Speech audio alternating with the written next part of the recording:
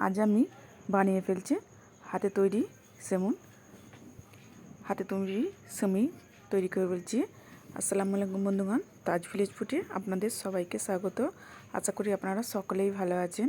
হ্যাঁ বন্ধুরা, আজকে 27শে রোজা, তাই আমরা ছোটোবেলা থেকে আমার নানি দাদিকে দেখতাম যে 27শে রোজা দিনে হাতে তৈরি সেমই করতো। আর তারপর আমার মাকেও দেখেছি, আর এখন শ্বশুরবাড়ি এসে আমার শাশুড়িকেও দেখেছি, আর এখন আমরাও এই 27শের দিনে আমরা এই হাতে তৈরি সেমইটা রান্না করি। আর এটি খেতেও অসম্ভব মজার হয়।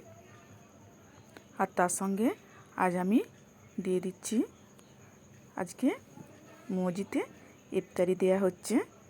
27শের দিনেই আজকে দেয়া হলো, তাই আমরা দুজন মিলে, আপনাদের দাদা আর আমি দুজন মিলে জোগাড় করে ইফতারি সব কাটা হয়ে গেছে।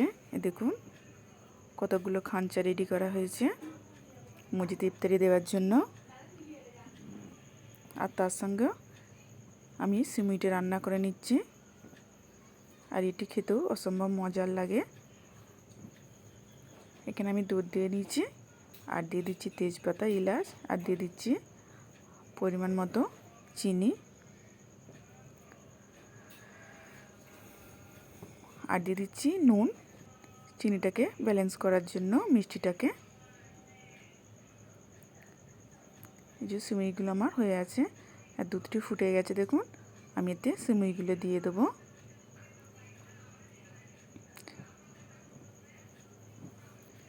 সিমুইগুলো আমার সবগুলো আমি দিয়ে দেবো।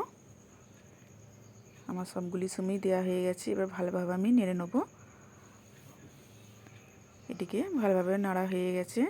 এবার এর মধ্যে আমি দিয়ে দিলাম 1 বাটি নারকেল কোড়া, দিয়ে আবার ভালোভাবে নেড়ে নেব। দেখুন এটি আমার তৈরি হয়ে গেছে। আর উপর আমি কাজু বাদাম দিয়ে এটিকে নাবিয়ে নেব। ভালোভাবে এটিকে নেড়ে এটিকে আমি এবার নাবিয়ে নেব। গ্যাস আমি অফ করে দিয়েছি, এটাকে নামিয়ে নিলাম। আরও এদিকে আমি করে নিচ্ছি, পেঁয়াজ কুচিয়ে নিয়েছি, আর করে নিচ্ছি আমি এখানে, আজকে যেহেতু ইফতারি আছে সেজন্যে আমি এখানে করে নিচ্ছি পেঁয়াজি, আর তার সঙ্গেও করছি আমি বেগুনি। একদিকটা একটু ভাজা হয়ে গেলে আর একদিকটা আমি উল্টে নেব।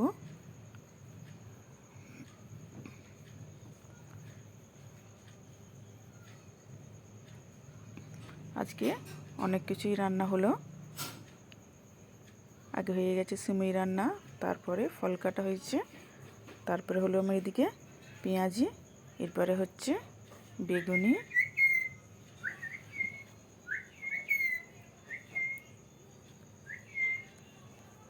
আর এদিকে হয়েছে আমার কাবলি ছোলার আমি ঘুগনি করে ফেলেছি, আর করে ফেলছি পাঁপড় ভাজা।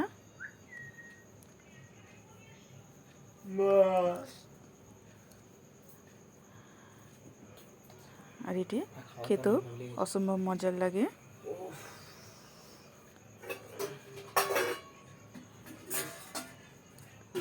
দেখুন ঘুগনিটা কত সুন্দর দেখতে লাগছে।